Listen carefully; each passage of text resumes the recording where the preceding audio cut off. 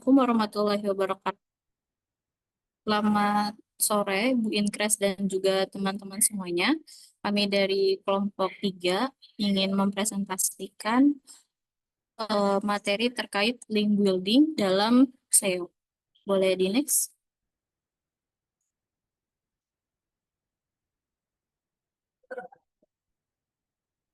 Nah, dalam presentasi kali ini kita ada 8 materi totalnya.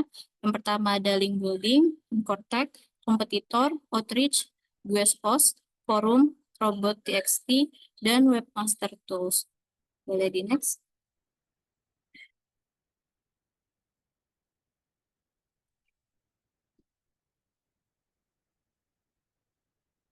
Di sini ada anggota tim kami. Yang pertama ada Yeni Hesti Ferawati, Raditya Praba Junio, Syifa Aulia Zahra, Romanus Mando Fransius Lain, Siti Nurlaila, dan Muhammad Ferry Hidayat. Boleh di next?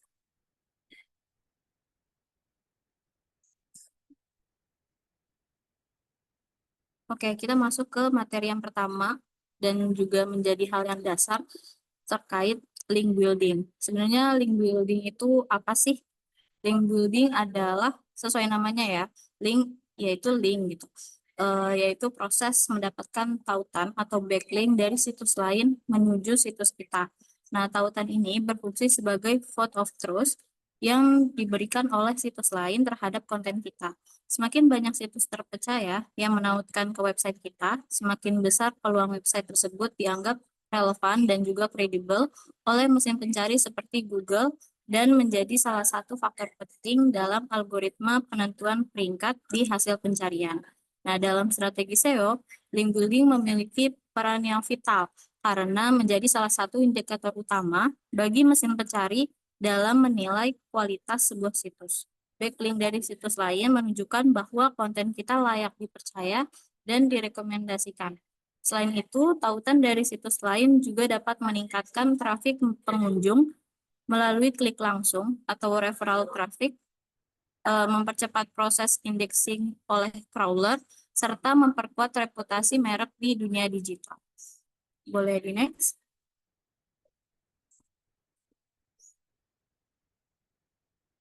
Nah, di sini ada beberapa jenis-jenis dan pendekatan dalam link building. Nah, dalam link building ini terdapat 3 jenis tautan utama yang perlu dipahami, yaitu ada internal link. Internal link adalah link yang menghubungkan antar halaman di dalam satu website. Yaitu link ini tuh berguna untuk membantu pengguna dan mesin pencari menavigasi situs yang sudah kita buat. Lalu yang kedua ada external link, itu tautan yang mengarah keluar situs lain, berguna untuk memberikan referensi tambahan. Eh, Terus backlink merupakan tautan dari situs lain menuju situs kita, dan inilah jenis link yang paling mempengaruhi peringkat SEO. Jadi kalau misalnya internal link itu eh, menghubungkan antar halaman. Jadi kalau misalnya contoh kita membuka website UMKM. Nah, itu tuh ada bagian home, ada yang bagian produk, ada yang bagian kontak. Nah, itu tuh cara untuk menautkan link-linknya untuk menuju ke halaman kontak, untuk menuju ke halaman produk. Nah, itu tuh disebut internal link. Nah, kalau misalnya external link itu, eh, kalau misalnya teman-teman baca beritanya tentang eh, jenis-jenis kopi terbaik di dunia.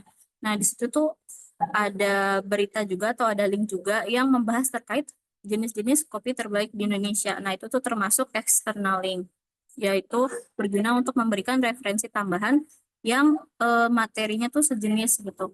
Terus kalau misalnya backlink itu tautan dari situs lain menuju ke situs kita. Jadi bisa dibilang sejenis kayak contohnya iklan ya, kalau teman-teman gampang untuk eh, menerima atau mengertinya gitu. Terus selanjutnya ada pendekatan. Pendekatannya ini juga ada 3. Yang pertama, white hat link building yang dilakukan dengan cara yang etis dan sesuai pedoman Google, seperti membuat konten berkualitas, guest post, atau kolaborasi alami. Lalu yang kedua ada black hat link building, yaitu menggunakan metode manipulatif seperti membeli tautan atau membangun jaringan tautan palsu atau biasa disebut private block network yang beresiko terkena penalti. Lalu yang ketiga ada gray hat link building yang berada di antara white dan black, di mana tekniknya tidak sepenuhnya melanggar aturan, tapi berpotensi beresiko bila algoritmanya berubah. Boleh di next.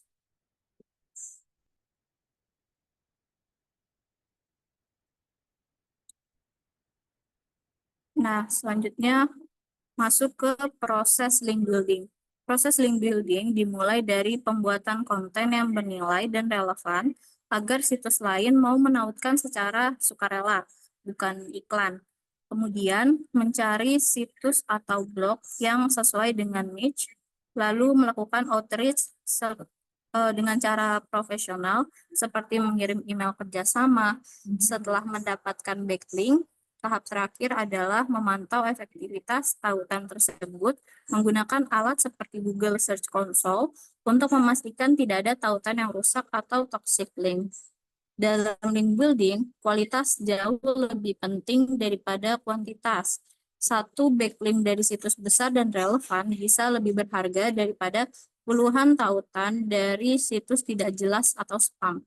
Google menilai kualitas berdasarkan relevansi topik, otoritas domain, dan konteks dari anchor text. Backlink dari situs yang memiliki reputasi tinggi memberikan nilai SEO yang lebih kuat dibandingkan tautan acak dari situs yang tidak terpercaya. Boleh di next.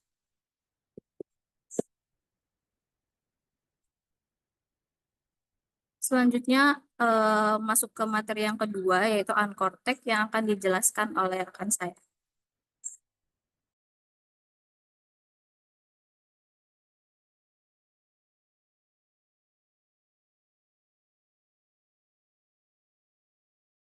Yang mengarah ke halaman lain, baik di dalam situs yang sama maupun ke situs yang lain. Contohnya seperti pada kalimat pelajari lebih tentang strategi.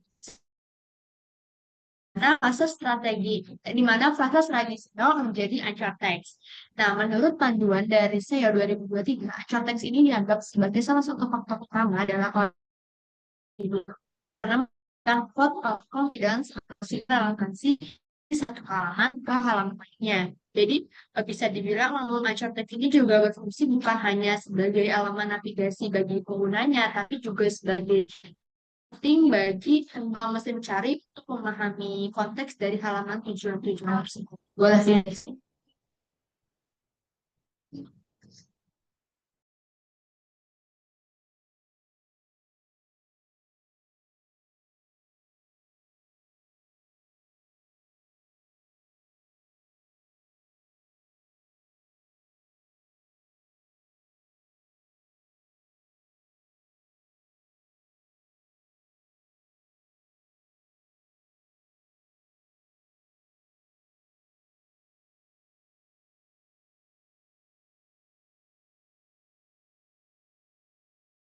Selanjutnya ada fungsi dan peran anchor text dalam SEO. Nah, fungsi utama anchor text itu bukan hanya sebagai navigasi bagi pengguna, tapi juga sebagai sinyal penting bagi mesin pencari untuk memahami konteks di halaman tujuan tautan tersebut.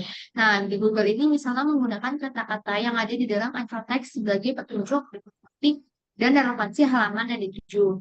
Di sini ada fungsi dan perannya. Kami bahas tentang fungsinya dulu. Yang pertama itu pengalaman pengguna atau user. Nah, membaca mengenai isi halamannya. Nah, kalau kita lihat teks tautan tuh seperti kayak baca panduan lengkap saya akan memahami ekspektasi konten sebelum mengkliknya. Lalu yang ada mesin cari. Ini berfungsi sebagai sinyal si penting yang membantu memahami halaman. Nah, belajar SEO tujuh satu halaman itu, maka mesin pencarinya itu akan menilai bahwa halaman tersebut tuh relevan dengan kata kunci belajar SEO. Lalu selanjutnya, yang pertama ada meningkatkan relevansi peningkat keyword. Nah, contoh ini peningkatan tapi tentu Yang kedua ada membangun kredibilitas dan kepercayaan halaman dengan anchor text yang relevan dari situs berkualitas tinggi atau authority sites bisa meningkatkan kepercayaan Google terhadap halaman yang ditampilkan. Boleh di next slide?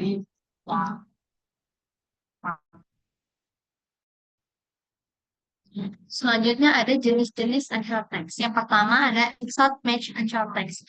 Nah, jenis anchor text yang kata kunci target secara persis. Contohnya, jika kata kunci target adalah belajar SEO, maka anchor text-nya juga jadi strateginya tuh efektif.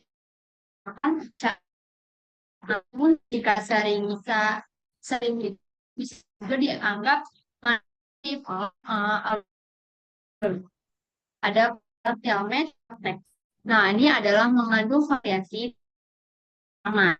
Biasanya ditambahkan dengan cara lain. Itu lengkap SEO untuk common. Ini,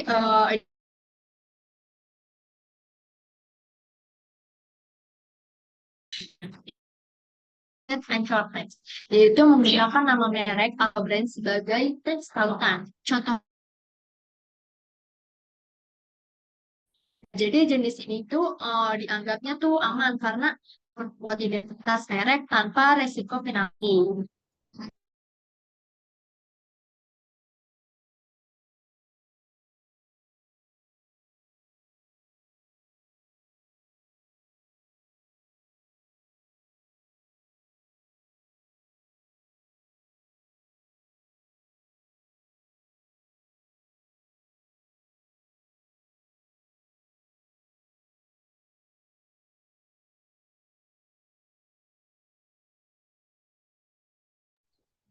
Nah, selanjutnya ada teks. Nah, itu ini nah, tapi dari sisi SEO tidak memberikan sinyal kuat di halaman yang dituju. Contohnya tuh ada klik di sini, belajar lanjut, atau mengunjungi situs.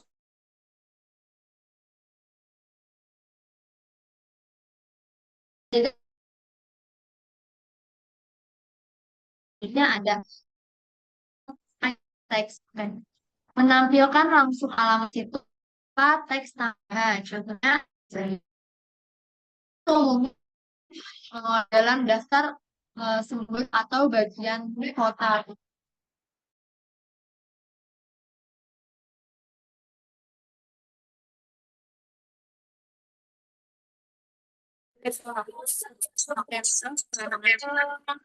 Saya pakai di Malaysia yaitu yang terakhir ada image anchor atau text point.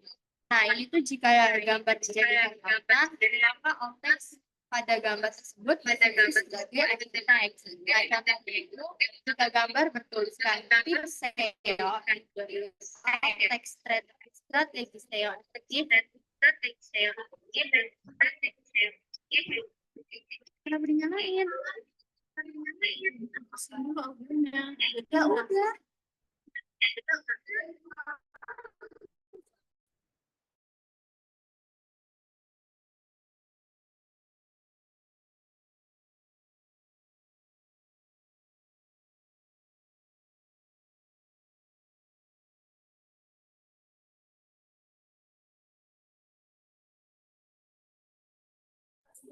Nah, selanjutnya ada relevansi antara anchor text dan halaman tujuan.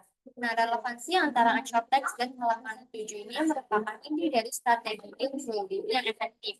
Jika teks tautan dan konten halaman tujuan ini keterkaitan kuat, maka sinyal yang dikirim ke Google menjadi lebih jelas untuk membuat identitas konten tersebut. Nah, sebaliknya, jika anchor text tidak sesuai dengan isi halaman, misalnya anchor text belajar SEO, tetapi halaman tujuannya itu tentang desain grafis, Google ini bisa menilai tautan itu tidak relevan atau bahkan manipulatif. Ini dapat menurunkan skor kepercayaan atau trust flow dalam situs. Boleh di next slide?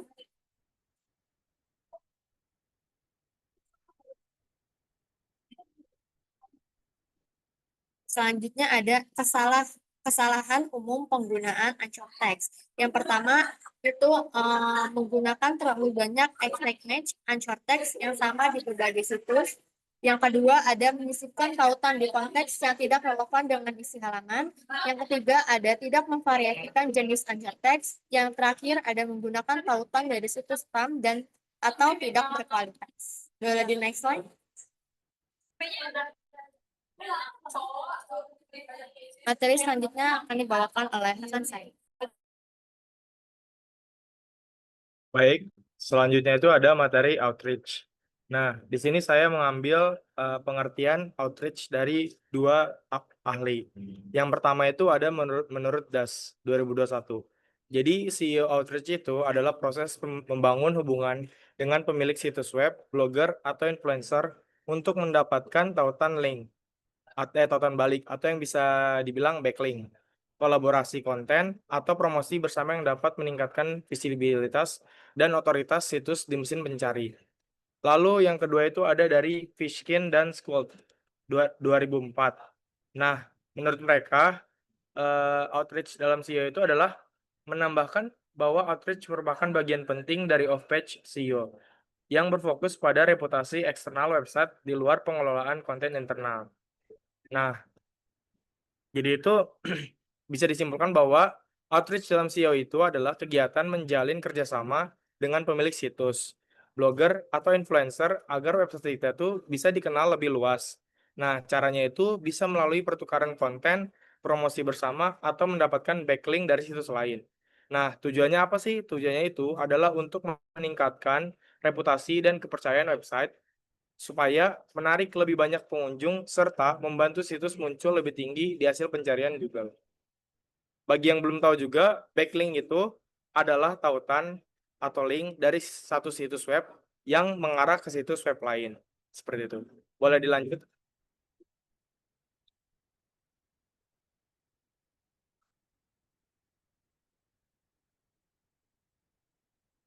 Nah, apa sih manfaat outreach itu? Di sini saya mengambil 3 manfaat. Nah, yang pertama itu adalah memperluas relasi. Nah, dengan melakukan SEO outreach, kita akan sering berkomunikasi dengan pemilik website lain, blogger, atau influencer. Nah, ini tuh bisa jadi kesempatan yang bagus untuk menambah teman dan jaringan profesional di dunia digital. Nah, selain itu juga, kita akan terlatih berkomunikasi dengan sopan dan meyakinkan. Karena dalam prosesnya, kita perlu meminta kerjasama atau backlink dengan cara yang baik. Selanjutnya itu ada manfaat kedua. Manfaat kedua itu adalah mendapatkan tautan atau backlink yang tepat dan berkualitas. Nah, CEO Outreach itu membuat kita bisa memilih sendiri situs mana yang ingin diajak kerjasama. Jadi, sehingga tautan yang kita dapat itu lebih relevan dengan isi atau tema website kita. Nah, berbeda dengan membeli backlink sembarangan. Cara ini lebih aman agar disukai Google, karena berasal dari situs yang sesuai dan terpercaya. Namun, penting juga untuk kita ingat, memiliki konten yang bagus dan bermanfaat itu, agar orang lain mau dengan senang hati memberikan tautan ke situs kita. Seperti itu. Lalu ada manfaat yang ketiga. Nah, manfaat yang ketiga itu adalah menambah jumlah website yang menaut ke situs kita, atau bisa dibilang juga referring domain. Nah, jadi setelah kerjasama terjalin, situs-situs lain akan memberikan tautan menuju website kita. Hal ini itu membuat jumlah referring domain itu, yaitu situs yang lain memberikan tautan ke website kita, menjadi meningkat. Jadi semakin banyak referring domain yang berkualitas, semakin tinggi juga kepercayaan Google terhadap situs kita. Dan peluang naik posisi atas hasil pencarian pun akan semakin besar. Seperti itu. Boleh dilanjut? Nah, seperti yang kita bilang kan tadi, kita tuh ngasih backlink ke blogger. Nah, bagaimana sih cara menjaga hubungan dengan blogger itu agar mereka tuh hubungan kita tuh baik-baik saja? Nah, yang pertama itu adalah jaga dan perkuat hubungan yang sudah ada. Kalau kita sudah pernah bekerja sama dengan blogger atau pemilik situs, jangan biarkan hubungan itu berhenti setelah satu proyek saja. Nah, tetapi jaga komunikasi secara rutin. Misalnya menyapa lewat email, memberi ucapan terima kasih, atau sekedar mengomentari postingan mereka. Nah, jadi kenapa kita berlaku seperti itu? Karena siapa tahu kita akan membutuhkan dia lagi. Jadi hubungan kita tidak akan terputus. Lalu yang kedua adalah jadilah orang yang mudah dihubungi. Nah, atau bisa dibilang fast respon ya kitanya. Jadi ketika seorang blogger tertarik bekerja sama dengan kita, pastikan kita mudah dihubungi dan cepat merespon. Misalnya saat mereka butuh foto produk, informasi tambahan, atau bantuan menyelesaikan artikel. Usahakan kita siap membantu dengan cepat dan ramah. Nah, dengan begitu, mereka juga pasti akan merasa nyaman dan senang bekerja sama dengan kita di masa depan. Lalu, yang terakhir itu adalah buat dan tawarkan konten yang berkualitas. Nah, hubungan baik tidak akan berarti kalau kontennya juga yang kita tawarkan kurang menarik. Pastikan kita menyediakan konten yang bagus, informatif, dan sesuai dengan minat audiens mereka. Kalau blogger merasa konten kita bermanfaat, mereka akan lebih senang mempublikasikannya. Dan bahkan bisa mempromosikan kita secara sukarela. Seperti itu. Boleh dilanjut?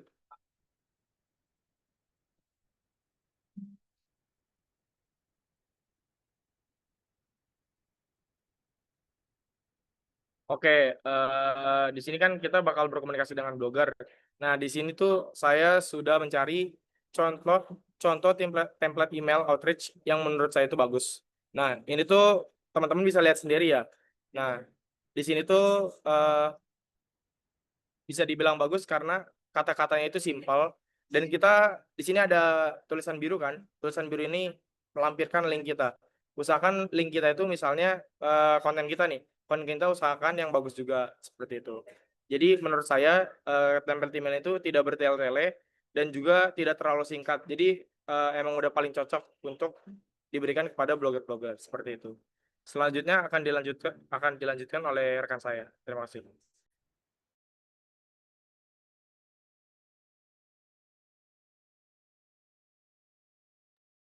Oke, kita bakal lanjut ke materi berikutnya yaitu guest posting ya, teman-teman. Jadi itu guest posting itu apa sih?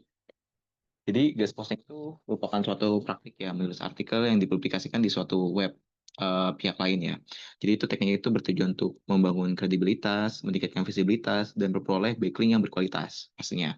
Nah, di dalam konteks SEO sendiri, setiap tautan dari situs itu berotoritas dianggap sebagai referensi ya dari Google gitu. Dengan demikian tuh backlink itu dari situs terpercaya menjadi sinyal positif nih teman-teman yang dapat menaikkan peringkat situs kita. Gitu. Semisal contoh Aref itu mencatat ya bahwa jumlah backlink yang dimiliki situs itu berkorelasi sama traffic secara organik gitu. Selain itu juga guest post itu meningkatkan brand awareness yang dimana tuh sering munculnya di situs populer tuh, misalkan menulis artikel di Forbes gitu, yang dimana tuh membantu Google itu menilai kita sebagai ahli di bidang tertentu gitu. Studi kasus itu menunjukkan ya efektivitas guest blogging ya di Startup Group itu melaporkan kalau misalkan 1 juta pengunjung dari guest post itu dan HelpScout itu mendapatkan kurang lebih itu 36.000 subscriber ya di newsletter baru terkait dengan teknik ini. Secara keseluruhan, guest posting itu meningkatkan otoritas domain, traffic, organik, dan juga exposure merek secara organik ya. Nah, terus di sini tuh ada cara memilih situs relevan ya untuk guest posting ya. Ada 3 hal. Yang pertama itu cari situs dengan query yang spesifik ya. Let's say kayak misalkan dengan kata kunci write for us niche apa gitu. Terus ada podcast lain dengan niche apa atau submit guest post dengan niche itu apa yang menemukan situs yang menerima artikel dari kita gitu. Misalkan untuk topik digital marketing, cari write for us digital marketing gitu teman-teman. Terus yang kedua itu ada pantau media sosial dan juga forum profesional ya. Banyak pemilik situs tuh mengumumkan peluang guest post di grup LinkedIn, Facebook ataupun forum online lainnya teman-teman ya. Tapi forum seperti Reddit dan Quora itu juga dapat memberikan informasi tentang situs yang membuka guest post gitu. Dan yang terakhir itu adalah periksa otoritas situs gitu. Banyak banget ya tools teman-teman buat SEO ini ya seperti Moz, Ahrefs ataupun SEMrush ya. Atau mungkin teman-teman yang mau gratis gitu ya seperti Hyperbit kalau nggak salah deh itu situsnya juga bisa dicek ya teman-teman buat SEO juga. Terus juga untuk mengecek domain authority atau DA gitu kepada situs target gitu. Pilih situs dengan DA tinggi ya, misalkan 30 agar backlink yang diperoleh itu efektif untuk meningkatkan SEO-nya teman-teman. Gitu. Oke, boleh di next. Oke, lanjut kita gimana sih cara kita apa namanya? Gimana sih etika kita gitu sebagai seorang penulis itu menulis artikel tamu gitu yang bisa disetujuin gitu. Yang pertama itu yang pasti ya patuhi pedoman situs ya. Kita tuh bisa baca dengan teliti gitu persyaratan guest post di setiap situs gitu, misalkan topik, format, gaya penulisan gitu. Di setiap situs yang memiliki ketentuan yang berbeda. Jadi pastikan artikel yang kita buat itu sesuai dengan kriteria yang diminta gitu. Terus yang kedua itu ada apa? Ada pahami audiens target. gitu. Sesuai dengan gaya dan nada tulisan dengan pembaca situs ya. Periksa beberapa artikel yang sudah dipublikasikan untuk mengidentifikasi gaya bahasa, kedalaman materi, dan juga topik favorit dari si audiensnya itu. Semisal, gunakan istilah dan contoh yang relevan agar konten yang kita buat itu tampak natural bagi si pembaca gitu. Terus yang ketiga ada apa? Yang ketiga itu ada original ya teman-teman ya. Original dan juga kualitasnya itu tinggi gitu. Jadi itu kita bisa nulis artikel yang informatif, bermanfaat, dan juga memberikan nilai tambah yang tinggi ya bagi pembacanya. Dan kita tuh bisa menghindari menulis terlalu promosi gitu, terlalu menjual. Yang dimana tuh fokus kita tuh lebih ke edukasi dan juga informasi yang menarik gitu. Konten yang tidak original itu atau berisi duplikat ya, ataupun bajakan itu besar kemungkinan akan ditolak teman-teman. Nah, yang terakhir itu kirim pitch email ya, yang profesional gitu. Jadi saat kita hubungi pemilik atau editor situs, gitu, tulis email dengan sopan dan jelas. Ya pastinya kita juga memperkenalkan diri kita sendiri ya, dan juga kompetensi kita pada bidangnya gitu. Ajukan beberapa ide topik yang relevan serta menjelaskan manfaat artikel tersebut bagi si audiensnya, serta juga contoh tulisan atau portofolio yang pernah kita buat ya untuk menunjukkan kualitasnya. Gitu. Boleh di next. Nah, jadi gini ada penggunaan forum ya untuk backlink alami ya. Jadi itu forum diskusi ya, forum diskusi online seperti Quora, Reddit, Kaskus, dan lainnya gitu kan menyediakan ruang bagi penggunanya itu berbagi informasi dan menyisipkan tautan gitu. Nah, caranya itu adalah dengan aktif sih teman-teman buat berkontribusi dalam komunitas gitu. Semisal gitu, ada orang yang bertanya gitu di Quora ataupun Reddit ya, kita tuh bisa memberikan jawaban atau komentar yang informatif nih teman-teman dan juga membantu. Lalu tambahkan aja tautan ke situs yang apa namanya yang kita kasih jawabannya gitu. Sesuai dengan konteks. Misal nih, ada orang tanya terkait dengan rekomendasi 5 spot liburan di Australia gitu. Nah, kita tuh bisa bisa bisa buat ngasih jawaban itu gitu secara singkat dan juga template jawaban yang ringkas ya supaya si pembacanya juga apa namanya tertarik gitu buat membaca jawaban dari kita karena template bacanya singkat gitu. Nah, untuk detailnya itu kita bisa cantumkan website dari si 5 rekomendasi tempat wisata di Australia itu teman-teman. Nah, gitu. Misalkan nih di Quora deh gitu kan memberikan jawaban lengkap pada pertanyaan terkait dengan topiknya gitu loh. Dan sematkan link ke artikel yang di dalamnya itu ada situs yang terhubung tadi teman-teman. Gitu jadinya. Nah, terus ada nih keuntungannya. Bisa di next. Nah, oke. Terus nih ada keuntungannya teman-teman buat link forum ya. Yang pasti itu kita buat link forum ini kita emang harus aktif gitu buat diskusi sama berbagai user lainnya gitu. Jadi keuntungan link forum itu lu jangka panjang ya dan relevansi konteksnya di mana tuh postingan forum itu yang populer tuh atau banyak dibaca dapat mendatangkan uh, visitor ya teman-teman ya ke tautan yang kita apa namanya offering gitu.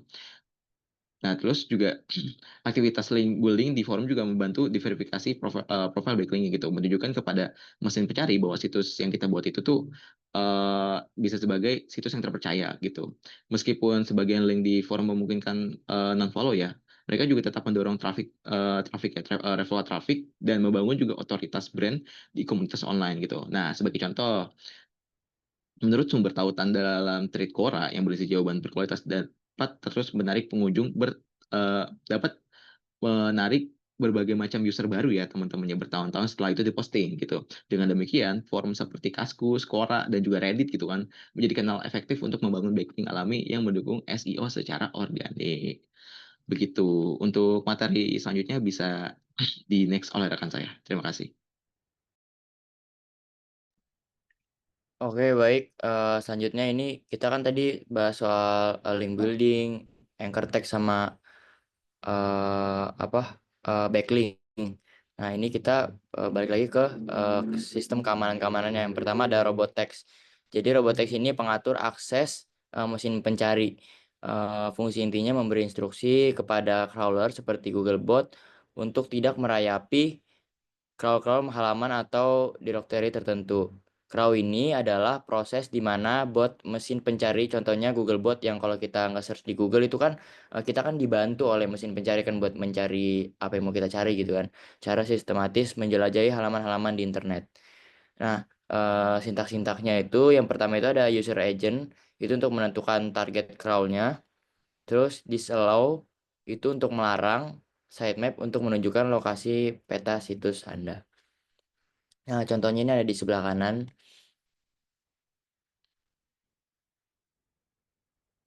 Nah, oke. Untuk hal-hal yang harus dihindarin, ini ada di bawahnya itu jangan ngeblokir hal-hal yang berkaitan sama HTML, CSS, dan JavaScript agar website-website kita ini aman. Karena kalau kita blokir salah satu CSS kan jadinya kan pilar-pilarnya kan jadi roboh kan, jadi website kita bisa aja rusak gitu. Ibarat kata robot text ini kalau kita masuk ke dalam sebuah restoran gitu kan ada yang ruangan khusus staff, ada ruangan khusus ruang makan kan. Jadinya supaya agar robot Google Bot ini nggak masuk ke ruang staff untuk menjaga privasi kita juga sebagai pemilik situs. Bentar.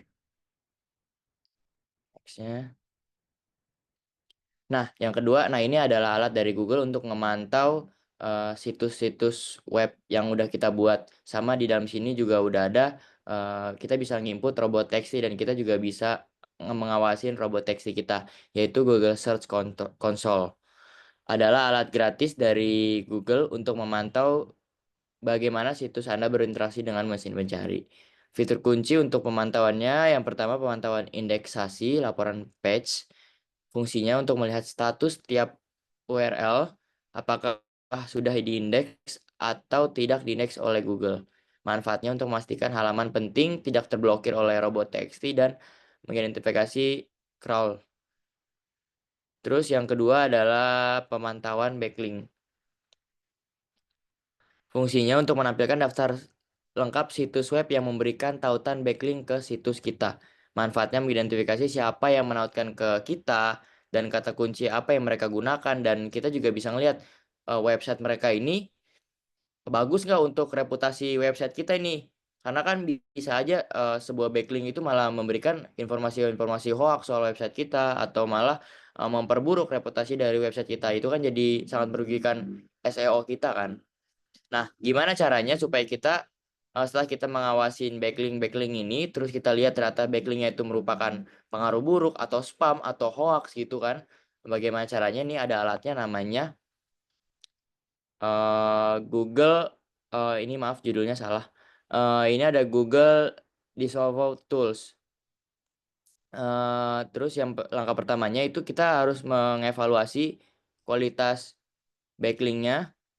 Bagaimana apakah ini kualitasnya rendah atau tadi spam atau hoax gitu kan, tentang ciri-ciri apa tentang website kita gitu. Ciri-cirinya pertama berasal dari situs spam, tidak relevan. Terus yang kedua menggunakan anchor text yang sama secara berlebihan. Terus yang ketiga tautan dari situs judi atau situs-situs yang nggak bener lah.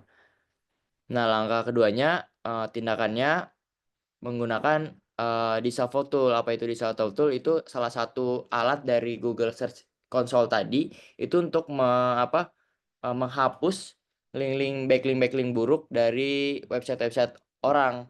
Kapan digunakannya ini di atas tadi ketika kita udah menilai ini buruk. Persingkatnya kita membuat file TXT lagi. Ini beda ya dengan robot TXT ini. Ini untuk backlink, sedangkan robot TXT itu untuk mesin pencari dari Google Bot, dari robot gitu. Kalau di Savo ini buat backlink yang orang website lain buat. Nah, yang lanjut buat file TXT berisi daftar domain atau URL yang ingin ditolak, contohnya domain spot. Ini contoh. Terus yang kedua, unggah file tersebut ke Google Disavow Tool.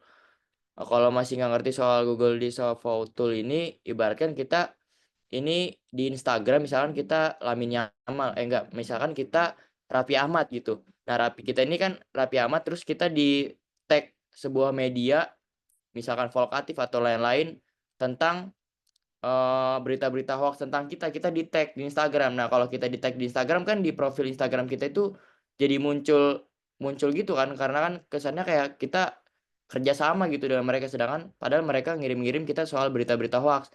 Nah, itu kan kita bisa hapus tag-tagan mereka itu kan. Nah, itu salah satu contoh dari Google Disavow Tools gitu. Selanjutnya akan dijelaskan oleh rekan saya.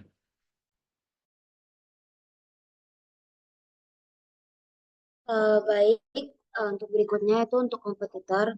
Jadi di sini itu menganalisis backlink dari kompetitor, yang dimana menganalisis backlink kompetitor itu adalah langkah strategis dalam search engine optimization atau yang biasa kita kenal dengan SEO, yang dimana ini tuh bertujuan untuk memahami bagaimana sih situs kompetitor itu mendapatkan otoritas dan peringkat tinggi di hasil pencarian. Nah, backlink atau tautan dari situs lain yang mengarah ke website itu menjadi indikator penting untuk kualitas dan popularitas konten. Nah, dengan kita juga mempelajari backlink yang dimiliki kompetitor, baik yang langsung bersaing maupun yang berada di industri yang sama, itu kita bisa melihat pola atau strategi yang mereka gunakan untuk menarik perhatian situs lain. Nah, proses ini tuh melibatkan penggunaan alat bantu. Nah, nanti untuk alat bantunya akan dijelaskan lebih lanjut di slide berikutnya. Untuk alat bantunya itu ada uh, Ahrefs, Semrush, dan Absazon, yaitu untuk mengidentifikasi sumber tautan, jenis konten yang ditautkan, dan domain yang memberikan backlink. Nah, di sana kita juga akan memahami nilai yang dilihat dari situs lain dalam konten kompetitor, serta menemukan peluang untuk membangun kerjasama atau menciptakan konten serupa yang lebih baik. Nah, analisis ini juga itu nanti akan membantu kita untuk mengetahui tautan apa saja sih yang belum dimiliki sehingga bisa memperkuat profil SEO dengan menargetkan sumber backlink yang relevan dan berkualitas. Nah, dengan strategi yang tepat, analisis backlink kompetitor dapat menjadi fondasi untuk meningkatkan visibilitas, traffic organik, dan reputasi website secara keseluruhan. Boleh di next slide?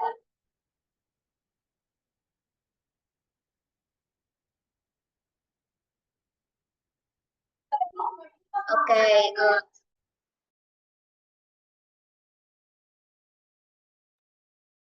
Oke, untuk tools-tools apa aja yang bisa digunakan, itu yang pertama ada Majestic, yang dimana Majestic ini memiliki data tautan yang sangat besar serta metrik unik, yaitu Trust Flow dan Citation Flow, yang dimana itu berfungsi untuk menilai kualitas suatu tautan dengan cepat dan memahami seberapa tinggi otoritas sebuah domain di website global. Yang kedua ada Semrush, yang dimana itu menawarkan serangkaian fungsi yang komprehensif, mulai dari riset kata kunci dan lalu lintas hingga mempelajari strategi periklanan.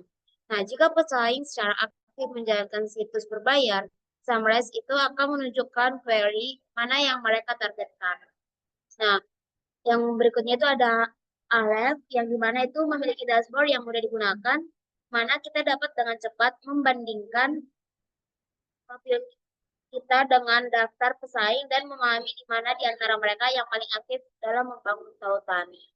Nah, yang terakhir itu ada Moz, yang dimana Moz ini dikenal terutama karena metrik atau otoritas domain atau DA-nya yang membantu menilai bobot domain tertentu sehingga dengan mudah memeriksa domain mana yang memiliki tautan DA tinggi ke kompetitor dan mencoba menjalin kerjasama dengan mereka juga.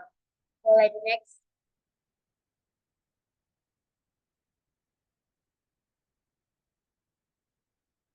Apa saja sih langkah-langkah supaya kita menemukan backlink dari kompetitor? Yang pertama itu ada identifikasi kompetitor, yang dimana kita di sini mencari tahu siapa saja sih lawan kita yang rankingnya di atas kita untuk keyword penting. Nah, yang kedua itu uh, mengidentifikasi backlink dari kompetitor. Nah, setelah kompetitor teridentifikasi, kita perlu melihat nih sumber backlink apa saja yang mengarah ke website mereka. Bagaimana kita mencarinya itu menggunakan tools yang tadi aku sebutin di yang sebelumnya. Yang ketiga itu melakukan analisis backlink kompetitor, yang dimana ini adalah proses mengevaluasi kualitas dan relevansi setiap backlink yang ditemukan. Nah, untuk pattern jenisnya itu domain authority atau DA atau domain rating atau DR. Dari sumber tautan, relevansi konten, dan jenis. Nah, yang keempat itu ada tautan dari kompetitor, di mana langkah ini fokus pada pola dan metode yang digunakan kompetitor untuk mendapatkan backlink. Contohnya ini, apakah mereka mendapatkan tautan melalui guest posting, kemitraan, pembuatan konten yang sangat berkualitas, atau dari tautan dari directory atau forum tertentu. Nah, yang kelima itu ada menemukan celah dalam strategi tautan. Nah, setelah semua itu kita analisis, kita mencari peluang yang belum dimanfaatkan oleh kompetitor atau area di mana kita bisa mengungguli mereka. Nah, untuk hasilnya itu nanti daftar peluang link building yang kita dapat, itu dapat meningkatkan otoritas domain kita. Boleh di next?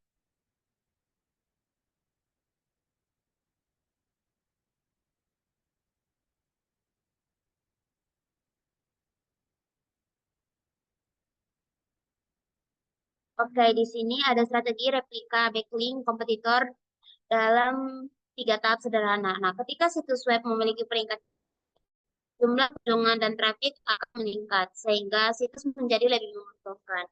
Nah, salah satu strategi membangun tautan yang efektif itu adalah meniru backlink. Pembahasan kali ini itu ada 3 proses replika backlink yang akan dibahas melalui 3 tahap. Nah, yang pertama, tahap pertama itu persiapkan backlink. Dan di mana tahap ini berfokus pada kesiapan internal situs kita sendiri sebelum melakukan upaya penjangkauan atau outreach. Yang di mana kita memastikan bahwa situs kita layak untuk mendapatkan backlink dari situs yang berkualitas. Yang kedua itu ada temukan dan tiru backlink kompetitor. Yang di mana ini tahap inti di mana kita melakukan analisis backlink dan mengambil langkah nyata untuk mendapatkan tautan yang sama.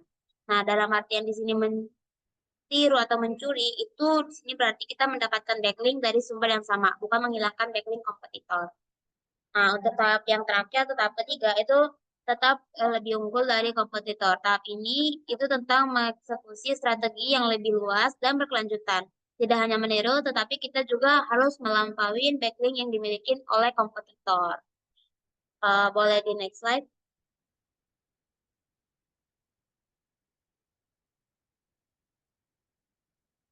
Oke, sekian presentasi kami. Ini adalah daftar pustaka sebagai acuan kami dalam mengerjakan materi ini. Boleh di next.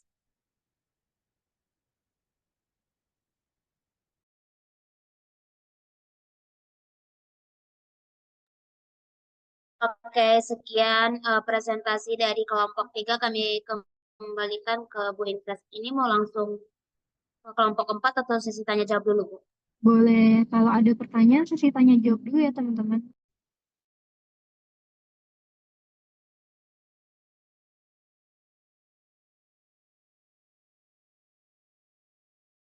Oke, dari teman-teman ada yang mau bertanya? Saya boleh isi bertanya, Ibu? Iya, silakan. Oke. Baik, Assalamualaikum warahmatullahi wabarakatuh. Kenalkan saya Uda Hafiz. Eh, saya yang bertanya simpel aja sih. Tadi terkait tools yang udah dijelasin kayak Sandbox, Majestic, dan lain-lain gitu. Dari kalian sendiri nih, kira-kira ada nggak sih preferensi khusus atau kayak pertimbangan untuk menggunakan tools tertentu? Karena kan paling nggak kita nggak pakai semua tools yang tadi digunakan gitu ya, atau kayak paling kita pakai 1 atau 2 tools gitu kan. Kira-kira apa sih masing-masing kelebihan dari kekurangan dari tools itu, atau ada kayak konsiderasi lain gitu untuk pakai tools itu? Terima kasih. Apakah sudah jelas? Maaf Kak Yuda, boleh ulang atau diketik kali ya, soalnya agak kurang jelas suaranya. Oke, diketik simpel aja.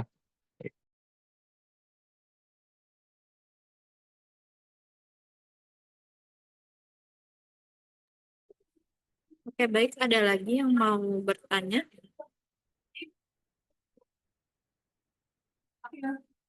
Boleh, Arum, silakan. Baik, sebelumnya terima kasih atas kesempatannya.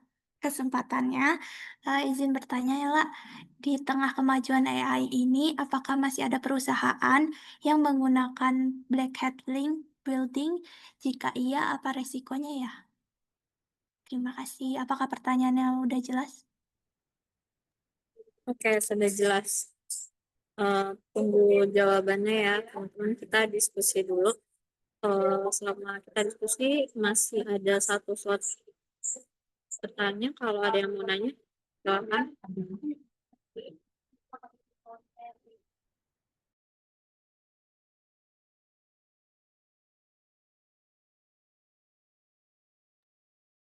Baik, mungkin untuk yang pertanyaannya cukup 2 dulu karena nanti mau ada selanjutnya presentasi kelompok 4. Ditunggu sebentar ya teman-teman jawabannya.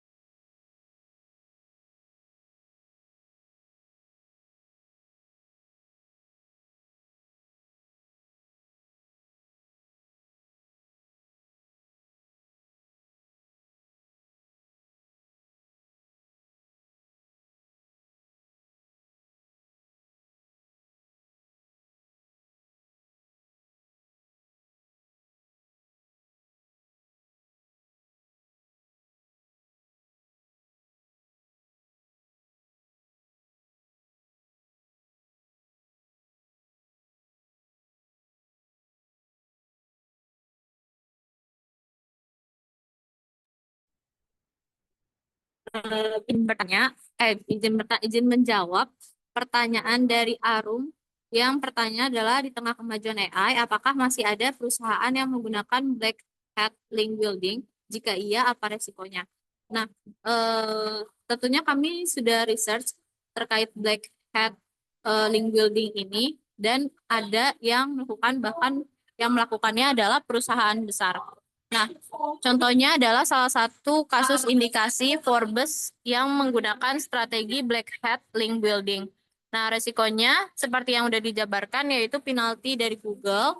Terus juga ada resiko lain, yaitu penalti algoritmik, penghapusan atau deindeksasi. Jadi nanti kalau misalnya ada kata kunci yang berkaitan dengan perusahaan tersebut atau materi dari perusahaan tersebut, itu akan otomatis terhapus dari Google dan tidak bisa di search.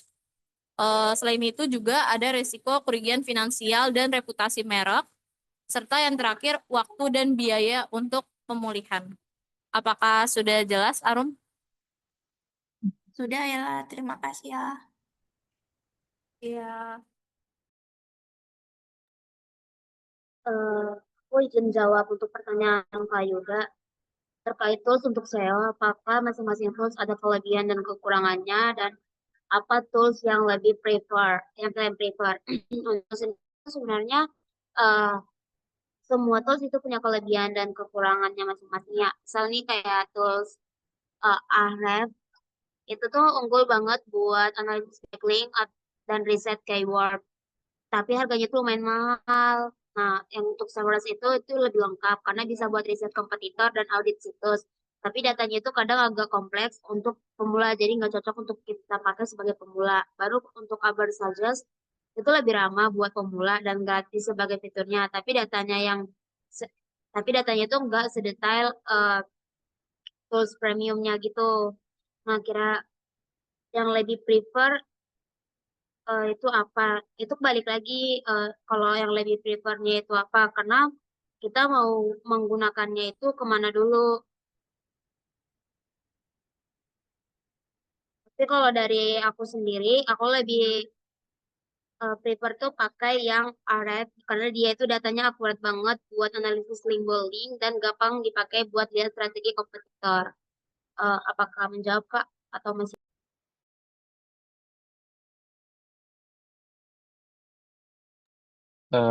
Thank you sudah cukup menjawab. Terima kasih.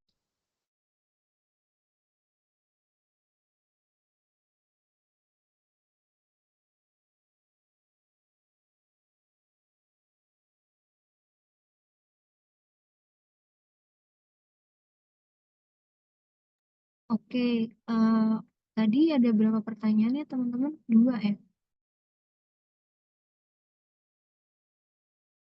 Iya, Bu, ada dua. Oke, udah dijawab semuanya. Berarti kelompok ini boleh ditutup aja, biar kita bisa lanjut ke kelompok selanjutnya. Kayak gitu.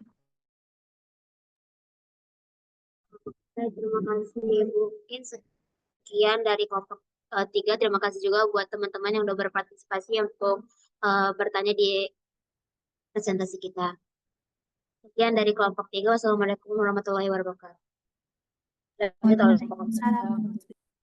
Terima kasih kelompok 3 udah presentasi, banyak insight dan ilmu baru yang saya sendiri dapat dari materi yang teman-teman presentasiin hari ini kayak gitu. Jadi saya lagi terima kasih. Selanjutnya untuk menghemat waktu bisa lanjut ke kelompok 4 untuk presentasi, silakan.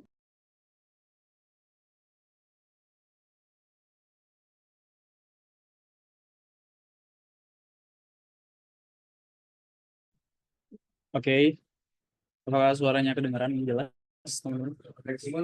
Kedengeran? Oke, makasih. Oke, mungkin aku mulai aja ya. Assalamualaikum warahmatullahi wabarakatuh. Selamat sore teman-teman semuanya. Selamat sore Ibu Indofresh. Kami dari kelompok 4 akan mempresentasikan materi backlink strategi, submission, dan juga plugin CEO. Next. Nah, anggota kelompok dari kelompok 4 ini sendiri ada saya sendiri, Teja Supraba, kemudian ada Raja Raffi Aryawira, ada Masya Putri Basalma, ada Nur Fitri Anggreni, dan juga ada Firza Raffi Arya Putra. Namun dikarenakan Kak Firzanya tadi ada kendala, jadi di presentasi kali ini Kak Firza tidak mempresentasikan dan akan digantikan oleh Masya. Next. Nah, untuk daftar isi dari materi kita, di sini ada pengertian dan juga fungsi backlink, kemudian ada strategi membangun backlink berkualitas, ada pengertian dan jenis submission, technical submission, dan juga pengertian fungsi dan rekomendasi plugin CEO.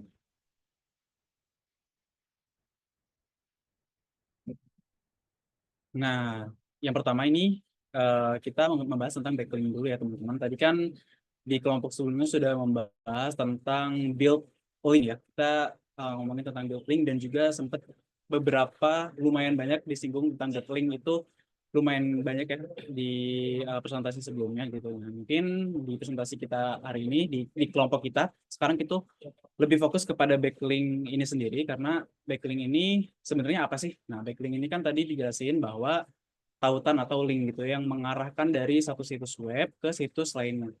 Jadi dalam konteks CEO ini sendiri, backlink berfungsi sebagai rekomendasi dari situs lain terhadap situs kita. Nah, semakin banyak situs berkualitas yang menaut ke situs kita, semakin tinggi kepercayaan dan otoritas domain di mata mesin pencarian atau di CEO. Nah, gambar dari backlink ini sendiri atau flow dari backlink ini sendiri itu ada website, kemudian backlink, kemudian ke website utama. Di sebelah kiri juga mungkin ada simulasi atau gambaran sedikit tentang backlink itu sebenarnya kayak gimana. Jadi backlink itu misal kalau misalnya ada artikel atau ada website yang mempunyai topik yang bisa langsung menghubungkan kepada website yang lainnya itu disebut dengan backlink. Di sini ada contohnya, di sini ada British hedgehogs.org.uk yang menghubungkan langsung ke website ke map.org gitu dari website yang sebenarnya bukan dari website yang lain gitu. Jadi terhubung dari website lain ke website yang memang website yang khusus untuk dibuat gitu. Next. Nah, fungsi dari backlink ini sendiri itu apa sih sebenarnya? Nah, di fungsi backlink ini ada meningkatkan peringkat website. Jadi di mesin pencarian kayak Google bisa menilai nih jumlah dan juga kualitas backlink untuk menentukan posisi website di hasil pencarian. Jadi backlink ini juga penting banget untuk bisa berfungsi sebagai prioritas ya, prioritas di SEO atau di search engine kayak Google supaya bisa muncul lebih duluan gitu karena backlink ini juga itu tadi bisa meningkatkan peringkat website kita gitu. Kemudian yang kedua ada meningkatkan kredibilitas dan juga otoritas. Nah, backlink dari situs terpercaya menunjukkan bahwa konten Anda layak dan juga meningkatkan kredibilitas gitu ya dan juga bisa dipercaya gitu. Kemudian yang ketiga ada menambah traffic pengunjung. Link atau tautan dari situs populer mengarahkan pengunjung baru ke website kita. Nah, itu tadi. Jadi sebenarnya kalau misalnya backlinknya sendiri kan menghubungkan website dari website lain gitu ya. Makanya ketika website-website yang pengen kita hubungin dengan backlink atau website kita sendiri, kita harus tahu juga nih website mana yang sekiranya kredibel dan juga terpercaya sehingga bisa nanti link atau website yang ingin kita tuju untuk backlink ini bisa jadi situs yang populer juga karena ya itu tadi kalau misalnya website yang kita percaya untuk kita nambahin backlink dari website yang kita punya ya kita bisa nambah traffic pengunjung dari website itu juga. Nah, kemudian ada mendukung strategi digital marketing, di mana ini bagian penting dari branding, promosi, dan juga exposure online. Tadi udah jelasin juga di kelompok sebelumnya tentang build link dan juga backlink di situs-situs atau strategi dalam digital marketing kayak gimana. Jadi ya ini bisa untuk branding, kemudian bisa untuk promosi, dan juga untuk exposure yang lebih tinggi lagi. Oke, next. Mungkin selanjutnya disampaikan oleh rekan saya. Izin melanjutkan. Selanjutnya ini ada pengertian dari dan faktor dari backlink yang berkualitas seperti apa. Jadi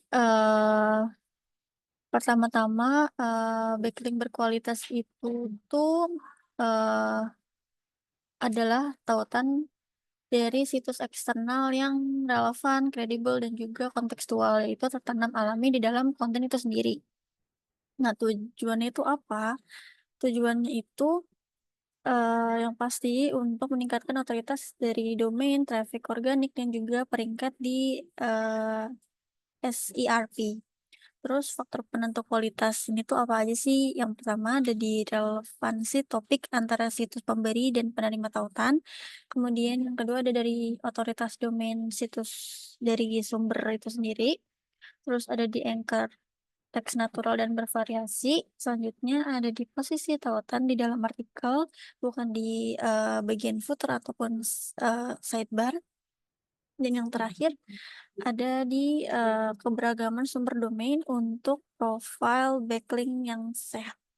Boleh next. Selanjutnya ini ada strategi membangun backlink berkualitas.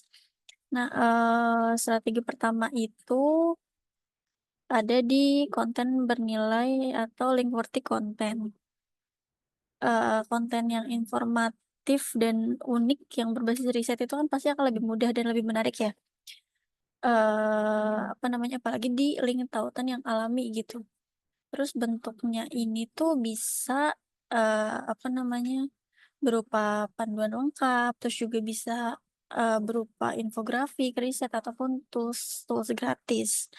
Kemudian untuk konten berkualitas tinggi ini pun eh, bisa lebih menarik apa namanya dibanding konten-konten tautan yang non organik gitu.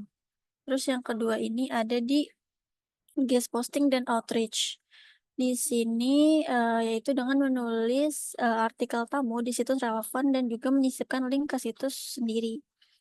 Kemudian apa namanya sekaligus bisa membantu memperluas jaringan dengan berkolaborasi dengan blogger, media ataupun jurnalis untuk menempatkan tautan editorial.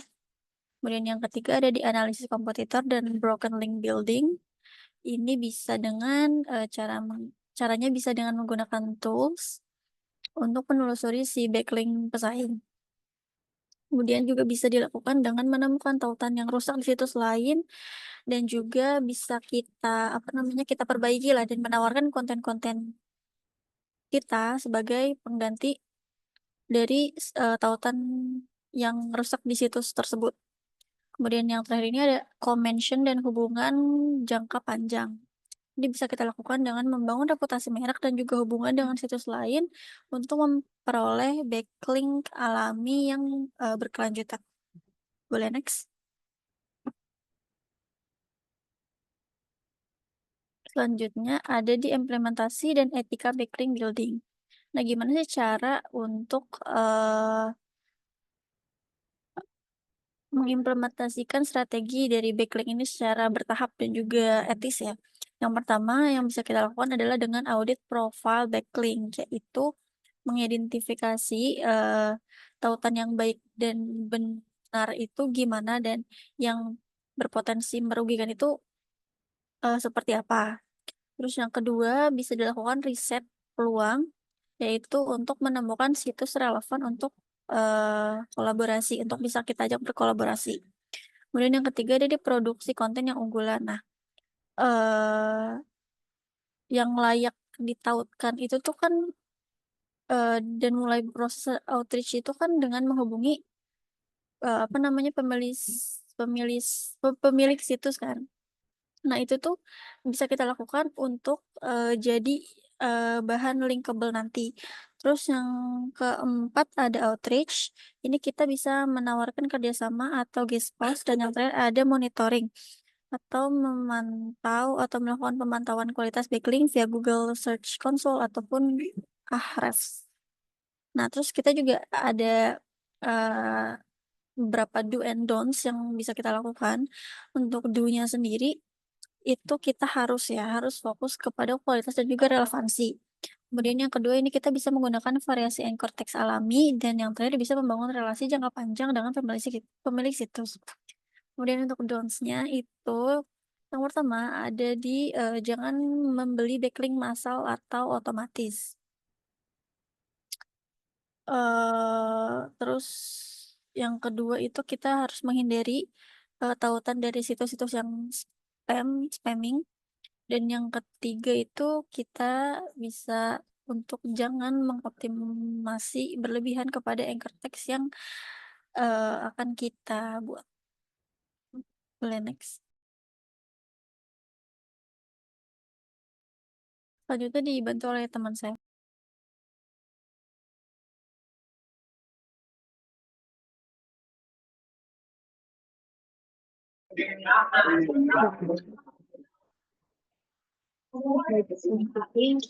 Itu masuk ke apa sih self implementation maksudnya dalam konteks itu kegiatan menggunakan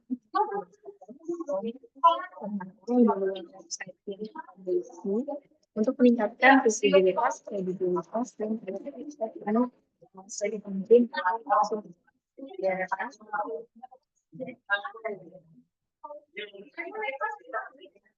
suaranya sekarang udah cukup jelas belum?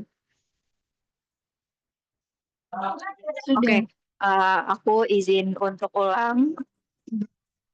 Apa sih submission itu? The submission dalam konteks SEO off page merupakan kegiatan menggunakan atau memanfaatkan platform eksternal yang berarti platform yang di luar dari website yang kita miliki untuk meningkatkan visibilitas, kredibilitas, dan juga peringkat dari website yang kita miliki di search engine atau mesin pencari.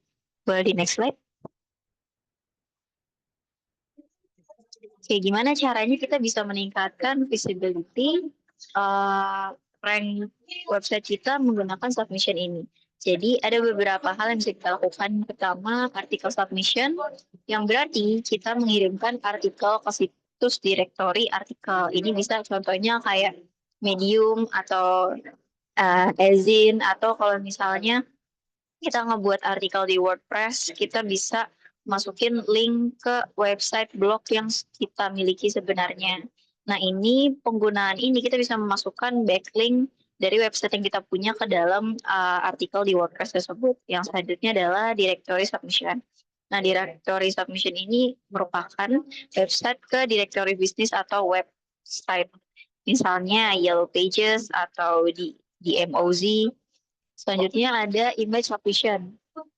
Image submission merupakan proses mengunggah gambar ke situs berbagi foto dengan deskripsi dan link menuju website pribadi. Contoh, misalnya kita menggunakan Instagram. Di Instagram itu kan biasanya kita posting foto-foto apa yang kita jual, foto produknya. Nah, kita bisa menulis di foto itu, kita tulis di bagian caption, lalu kita bisa cantumkan link ke website yang kita punya. Misalnya kita menggunakan website di Shopee gitu. Kita bisa mencantumkan link Shopee dengan CTA, pencet link ini untuk mendapatkan produk. Gitu. Selanjutnya video submission. Ini mirip dengan image submission tapi beda bentuknya aja. Kalau video mungkin akan berbentuk media yang bergerak video, dan contoh platformnya bisa contoh ke TikTok atau ke YouTube. Lalu untuk social bookmarking submission, ini tuh kita masukkan artikel di situs bookmarking sosial. Bookmarking sosial ini bisa berbentuk seperti Reddit, Quora, atau bahkan mungkin kalian bisa sering lihat di Twitter kalau misalnya ada thread-thread panjang kayak gitu di bagian bawahnya. Mereka suka mencantumkan keranjang Shopee-nya mereka atau affiliate Shopee-nya mereka. Nah, itu bisa dimasukkan ke dalam salah satu social bookmarking submission. Selanjutnya, local listing submission ini mendaftarkan bisnis ke Google My Business, Bing, Places, atau direktori lokal lainnya. Selanjutnya adalah press release submission, mengirimkan berita atau mengumumkan resmi ke situs distribusi press release. Contohnya, kalau misalnya kalian sering buka Kompas, detik.com, itu kan kita bisa dikasih akses untuk ngedit atau membuat artikel kita sendiri. Nah, di website mereka, kita bisa menjadikan platform itu sebagai tempat kita mengunggah berita dari produk kita sendiri. Misalnya aku jualan sepatu dan sepatu aku mau launching produk baru di brand aku ini. Nah, aku bisa menggunakan Kompas sebagai pembuatan artikel dan akan dimasukkan penjelasan mengenai produk aku dan dimasukkan juga link untuk menuju website yang aku punya atau website untuk membeli sepatu aku tersebut. Boleh next slide. Selanjutnya adalah bagaimana sih caranya memilih dan mengoptimalkan submission. Yang pertama, memilih dengan kesesuaian website. Jadi dari macam-macam cara untuk menaikkan visibilitas dan juga menaikkan rank website kita, itu hal yang paling penting untuk kita perhatikan adalah memilih kesesuaiannya dengan website yang kita punya. Misalnya, jika website kita niche-nya di dalam fashion, maka kita bisa memfokuskannya untuk menggunakan submission di social media. Kita bisa pakai image submission atau video submission supaya produk yang kita jual atau produk fashion yang kita jual bisa terlihat dan visible, dan juga orang-orang akan lebih tertarik untuk masuk ke website kita karena mereka penasaran produk kita tuh apa aja dan bagaimana cara kita bisa mendapatkan produk tersebut. Selanjutnya, memperhatikan domain authority dan page rank. Nah, domain authority dan page rank ini perlu diperhatikan karena dari domain authority ini bisa menunjukkan kekuatan dan kredibilitas keseluruhan dari suatu situs web, dan juga dari page rank kita juga dapat tahu atau mengukur tingkat pentingnya halaman tertentu dalam suatu situs. Jadi kita bisa paham nih situs apa yang kita cocok untuk dimasukkan sebagai bentuk submission dari website kita sendiri. Selanjutnya, menulis judul dan deskripsi yang efektif. Ini nggak kalah pentingnya. Ini mungkin lebih efektif kalau misalnya kita taruh di submission yang artikel. Submission yang artikel itu kan berarti kita membuat artikel tentang produk kita dan juga kita memasukkan link website kita di dalam artikel tersebut. Nah, dalam artikel itu kita harus menggunakan judul dan juga deskripsi yang lebih efektif atau kayak deskripsi yang relevan dan to the point terhadap produk yang akan kita beritahu kepada audiens. Jadi keywordnya tuh harus benar-benar pas dengan sistem pencariannya. Selanjutnya, menghindari keyword stuffing. Nah, keyword stuffing ini harus dihindari supaya search engine seperti Google tuh nggak akan ngasih penalti kepada situs yang ngelakuin keyword stuffing ini, dan juga kita harus memprioritaskan kualitas konten dan memberikan nilai bagi pengguna. Selanjutnya, menggunakan kata kunci yang relevan. Ini berhubungan dengan menulis judul yang dan deskripsi yang efektif. Kata kunci yang kita gunakan sebagai keyword di SEO-nya itu harus relevan, to the point, dan juga efektif digunakannya. Boleh next slide.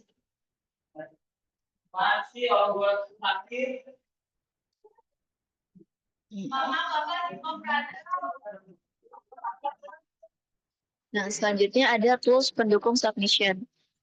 Contoh toolsnya yaitu Google Search Console atau alat nomor 1 untuk submission ke Google. Selanjutnya ada Google Business Profile atau alat yang wajib digunakan untuk submission SEO lokal. Selanjutnya ada Management Tools. Management Tools ini tujuannya untuk membantu mengelola submission ke banyak direktori bisnis sekaligus. Bisa seperti contoh kepada Bright Lokal, Yext, atau MOS Lokal. Nah, fungsi dari Management Tools ini untuk menyebarkan informasi bisnis atau dalam kurung NAP secara konsisten ke puluhan hingga ratusan direktori secara otomatis. Selanjutnya ada Monitoring Tools. Penggunaan monitoring tools ini bertujuan untuk memvalidasi apakah submission Anda itu, apakah submission yang kita gunakan berhasil menggunakan backlink. Nah, contoh dari monitoring tools bisa kita lihat dari Ahrefs, Semrush, atau Moz Link Explorer. Nah, fungsi dari monitoring tools ini adalah untuk melacak backlink baru yang baru aja masuk ke website. Boleh next slide.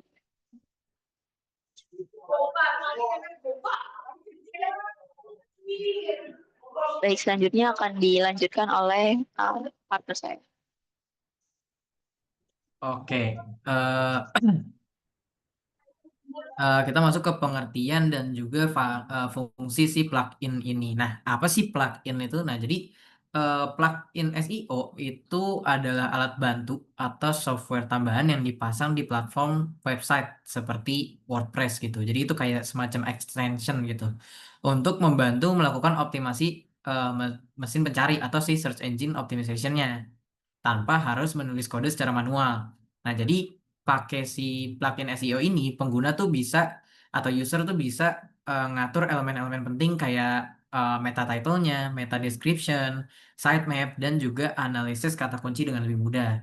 Nah, untuk gimana ya untuk menggambarkan contoh si fungsi plugin ini ada 5 contohnya. Yang pertama itu bisa mengoptimalkan konten website agar lebih mudah ditemukan di mesin pencari. Nah, jadi si plugin ini ya terutama yang di WordPress ini bisa dipakai juga untuk mengatur kayak di sini contohnya untuk meta title dan juga meta description gitu. Nah, kan kita dari presentasi sebelumnya atau dari apa yang udah Bu Inkres jelaskan sebelum-sebelumnya, kita tahu kalau dua elemen ini tuh adalah hal pertama yang dilihat di Google gitu. Kalau misalkan ada user Google atau pengguna Google yang lagi nyari sesuatu. Jadi misalkan pakai plugin dari Yoast SEO atau Rank Math nih, kita tuh bisa menulis judul dan juga deskripsi yang mengandung kata kunci utama.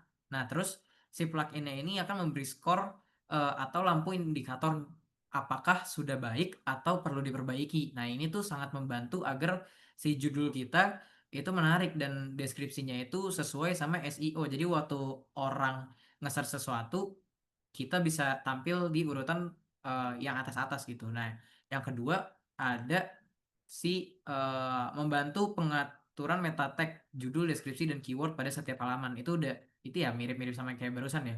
Nah, eh, si plugin ini juga bisa dipakai untuk apa namanya?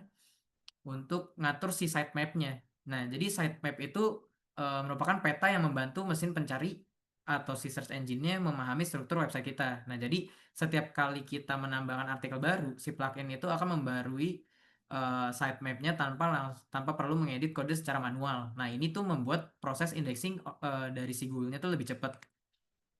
Nah, yang ketiga, sorry, yang barusan tuh yang ketiga ya. Terus yang kedua tuh tadi yang meta judul.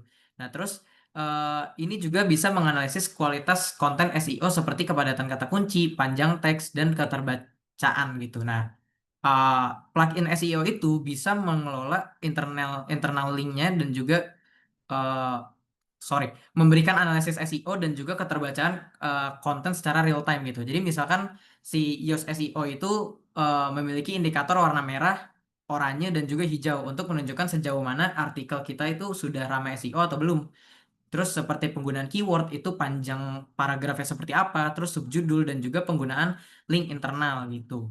Nah, lalu menganalisis kualitas konten yang ini udah. Terus mengelola internal link dan redirect untuk mencegah kesalahan halaman. Nah,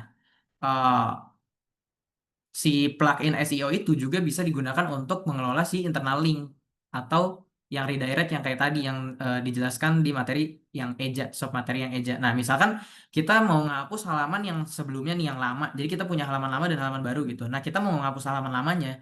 Nah, kita bisa pakai plugin itu untuk otomatis ngarahin pengunjung halaman kita itu langsung ke halaman barunya. Jadi nggak akan ada error kayak error for not found gitu tanpa kita harus secara manual ngeganti halamannya gitu. Itu bisa mempengaruhi kualitas si peringkat SEO-nya. Nah, kemudian ini ada beberapa rekomendasi plugin di WordPress. Yang pertama ada Yoast SEO. Nah, kenapa Yoast SEO? Itu kelebihan utamanya ada di analisis SEO dan keterbacaan real time dari yang contoh fungsi yang sebelumnya. Terus kemudian preview hasil di Google atau snippet. Dan yang ketiga sitemap otomatis dan pengaturan meta tag yang lebih yang mudah gitu. Nah, jadi si Yoast ini merupakan salah satu plugin yang paling populer lah di kalangan pengguna WordPress. Nah, kelebihannya itu terletak pada analisis SEO dan keterbacaan yang dimiliki secara langsung ketika menulis artikel. Nah, tapi ada kekurangannya juga. Beberapa tercanggih ini cuma bisa diakses di versi premium ya. Kalau misalkan yang mau nyoba-nyoba ya itu jadi salah satu penghambatnya ya. Dan juga si plugin ini tuh lumayan berat kalau misalkan digunakan bersama banyak plugin lain, karena kan plugin ini sistem apa namanya, konsepnya extension gitu ya, jadi bisa dipakai beberapa plugin sekaligus gitu. Terus kedua ada rank math, di mana rank math ini terkenal sama optimasi multi keywordnya, terus integrasi Google Search Console dan juga skema markup otomatis. Dan rank math ini bisa dibilang ringan dan lebih cepat dibanding plugin lain yang kayak si Yoast SEO itu. Nah, jadi si rank math ini tuh dikenal sebagai versi modern atau lebih ringannya dari Yoast. Ya, seperti yang udah saya bilang barusan. Jadi si rank math ini bisa optimasi banyak kata kunci sekaligus, jadi multi keyword optimization, terus juga memiliki integrasi langsung dengan si Google Search Console dan mampu membuat skema markup otomatis untuk meningkatkan tampilan di pencariannya gitu, di pencarian orang. Nah, tapi ada buruknya juga, yaitu karena fiturnya banyak. Nah, pengguna yang baru itu atau yang pemula itu biasanya perlu waktu lebih panjang untuk beradaptasi dengan si settingan-settingannya rank math gitu. Nah, selanjutnya ada all-in-one SEO atau sering disebut AIO SEO. Atau kalau misalkan kalian lihat di ikonnya tuh ada tulisannya tuh IO SEO gitu. Nah, plugin ini tuh mudah digunakan dan cocok untuk pemula. Nah, terutama bagi pemilik bisnis kecil ataupun toko online. Nah, fitur utamanya yang diunggulkan itu meliputi pembuatan sitemap, terus bisa audit SEO juga, terus integrasi sama sosial media. Nah, kekurangannya ya beberapa fitur lanjutannya cuman ada di versi berbayarnya gitu. Terus ada plugin kayak SEO Press gitu. Nah, plugin ini punya tampilan bersih, jadi kayak lebih clean gitu. Itu salah satu keunggulannya. Terus ada fitur yang lebih lengkap seperti redirects, ada analitik juga, dan juga ada skema si markup, mirip sama yang sebelumnya. Redirects tuh yang tadi saya jelaskan di fungsi plugin. Nah, terus harganya juga relatif terjangkau untuk versi Pro-nya biasanya. Nah, hanya saja untuk plugin ini belum sepopuler Yoast atau Rank Math, sehingga dokumentasi atau panduan penggunaannya itu masih terbatas, jadi tutornya itu masih dikit gitu. Nah, terus yang terakhir ada SEO Framework. Nah, plugin ini tuh menonjol karena pertama ringan dan cepat, terus otomatis ngisi meta title sama description-nya secara cerdas gitu ya, secara smart, tanpa perlu banyak konfigurasinya. Terus si SEO framework ini tuh cocok untuk website besar yang ingin performa tinggi tanpa plugin berat. Nah, kekurangannya fitur-fitur tambahannya tidak sebanyak plugin lain, sehingga lebih cocok untuk pengguna yang ingin kesederhanaan dan cepat gitu. Jadi simple.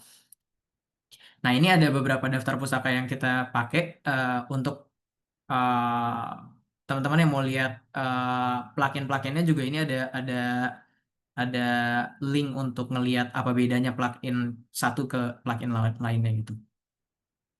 Oke, mungkin itu aja yang bisa kami presentasikan pada hari ini. Jika ada yang ingin ditanyakan atau ada yang ingin ditambahkan dari Bu Ingkres, terima kasih. Oke, terima kasih kelompok 4 untuk presentasinya. Banyak insight ya yang bisa kita dapat. Sebelum lanjut ke berikutnya, apakah ada pertanyaan dari teman-teman?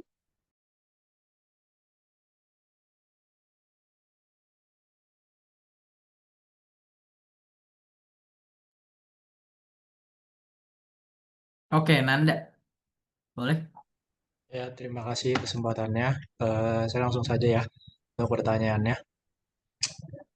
Eh, Tadi kan udah dijelasin mengenai strategi backlink yang etis dan juga praktiknya ya. Pertanyaannya itu gimana caranya ngebedain strategi backlink yang etis ataupun yang real gitu dengan praktik yang manipulatif seperti link farming. Jadi dia kayak bukan yang real gitu dari si backlinknya sendiri supaya ngangkat si linknya doang gitu. Nah, mengingat kedua-duanya kan bisa ngangkat traffic yang dalam jangka pendek. Itu ngebedainnya gimana? Bisa dipahami nggak pertanyaannya? Oke, boleh ditulis juga ya, Nan, pertanyaannya biar lebih jelas.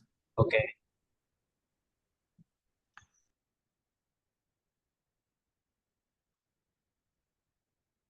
Oke, terima kasih untuk Nanda atas pertanyaannya. Terus teman-teman yang lain, apa ada yang ingin ditanyakan juga?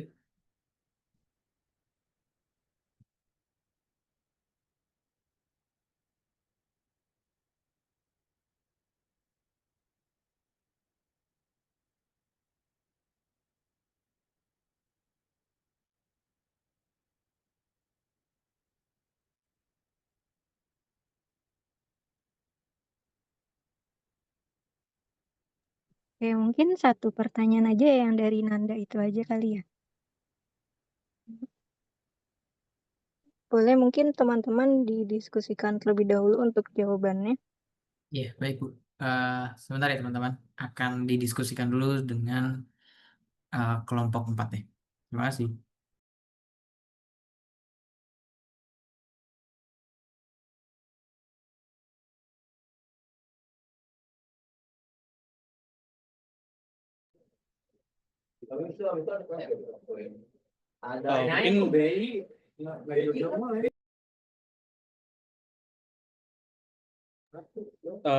Maaf, mungkin bisa langsung dijawab aja ya untuk pertanyaannya. Tadi kan Anda nanya kalau misalnya cara untuk bisa ngebedain mana sih link dari backlink yang kredibel sama yang fake sama yang scam gitu kan. Nah, sebenarnya ini tuh banyak banget caranya untuk ngebedain gimana backlink yang kredibel sama yang isinya scam atau fake itu. Yang paling bisa kelihatan banget adalah yang pertama itu kita bisa cek domain atau website utamanya gitu ya. Kalau misalnya tadi website utamanya itu relevan, terus reputasinya bagus, dan udah terpercaya juga di masyarakat, itu bisa jadi tolak ukur pertama kalau misalnya backlink ini isinya kredibel. Kemudian ada juga dari tadi yang dijelasin sama kelompok sebelumnya tentang anchor text dan juga konteks ya. Jadi kalau misalnya anchor textnya relevan sama konten yang dibawain, kemudian link yang dikasih juga relevan sama tujuannya sama, itu juga bisa jadi salah satu apa ya, kayaknya prioritas utama kalau misalnya backlink yang disampaikan di website itu tuh sebenarnya kredibel gitu karena sudah relevan sama konten yang dibawain gitu. Terus kemudian juga ada pakai link placement juga dan juga link keluar gitu. Jadi link yang muncul di dalam artikel atau sumber tujuan. Jadi situsnya tuh nggak penuh sama outbound link yang lain gitu. Jadi kayak cuman halaman ini ada yang isinya ratusan link. Terus ada link-link farm juga di dalamnya. Ini juga jadi salah satu tolak ukur ya kalau misalnya linknya ini kredibel atau enggak. Jadi kalau misalnya link yang di dalamnya itu banyak farmnya, terus banyak halaman yang isinya tuh ratusan link di dalamnya, mungkin bisa dibilang itu nggak kredibel, isinya scam dan juga fake gitu. Nah, terus sebenarnya juga ada matriks otoritas yang sebenarnya aku juga tadi nyari ya tentang gimana sih cara ngebedain strategi cara menentukan link yang kredibel sama yang enggak itu gimana. Jadi ada yang namanya matriks otoritas, tapi karena kita juga tadi nggak ngebahas lebih dalam tentang strategi matriks otoritas ini, jadi mungkin ini bisa nanti aku juga bisa research lagi dan juga teman-teman ini bisa nyari tahu aja kalau misalnya ada nih yang namanya matriks otoritas atau indikator kualitas ini sendiri. Jadi domain authority sama domain rating ini ada nilai tinggi sama lebih kredibel atau bukan satu-satunya tolak ukur. Jadi kayak gimana ya? Jadi konsepnya tuh kayak ada rumusnya ini sendiri untuk bisa ngelihat gimana link ini secara indikator kualitasnya kayak gimana gitu. Mungkin dari ya kelompok kita segitu aja sih. Apakah menjawab Nanda? Atau dari teman-teman ada yang menambahin? Kalau dari saya sendiri sudah cukup jelas ya, terima kasih. Oke, terima kasih Nanda. Karena nggak ada pertanyaan lagi juga dari teman-teman lain, sekali lagi terima kasih banyak. Kami dari grup 4, kami kembalikan lagi ke Bu Ingres. Oke, terima kasih kepada kelompok 4 atas presentasinya. Bagus banget, sama seperti kelompok 3 tadi juga bagus banget. Banyak materi, insight yang bisa kita dapetin dari kedua materi yang disampaikan oleh kedua kelompok pada sore hari ini. Kayak gitu. Mungkin saya ada info, jadi setelah UTS itu bakalan ada praktisi yang bakalan ngajarin kita mengenai SEO.